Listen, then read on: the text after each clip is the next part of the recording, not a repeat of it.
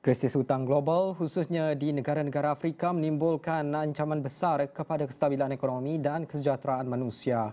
Presiden Forum Antaragama G20 itu Profesor Cole Durham berkata, martabat manusia boleh berfungsi dalam mencari pendekatan lebih berkesan dan berperikemanusiaan untuk menyelesaikan pelbagai masalah termasuk krisis hutang sekaligus memupuk pemikiran lebih empati.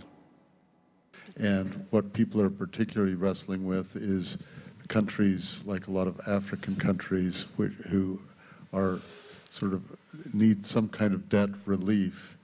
I know we have a session coming up focused sort of by one of the leaders of the Jubilee movement in the United States, which is linked with the Vatican but other religious denominations. And a reminder that in some ways, sometimes we have to find ways of alleviating debt. And that's certainly one of the recurring voices coming from religious communities. But it is clearly one of the huge problems, and it's one that everyone is wrestling with and no one has totally answers to.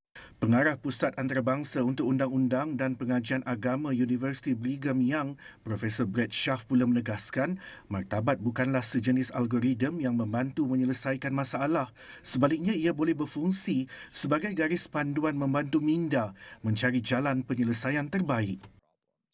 So whether it's the debt crisis, whether it's the treatment of refugees in refugee camps, whether it's what we do in prisons, whether it's how we run schools or hospitals, if we look at these problems through the lens of human dignity, it's going to help us focus our problem solving in a way that is going to be quite generative, just as it's helped solve the drafting of the UDHR. It wasn't a magic pill. It was sort of a lens and an illumination that made it possible to solve the problem. Mereka berkata demikian dalam sesi dialog diraja menghadap Sultan Perak yang dikendalikan Datuk Dr. Afifi Al-Akiti dari Pusat Pengajian Islam University Oxford dalam program Regional Southeast Asia Human Dignity Conference 2024, Dignity for Everyone, Everywhere, Best Practices and Success Stories for Building Inclusive Societies di Ibu Negara pada Selasa. Focusing on things like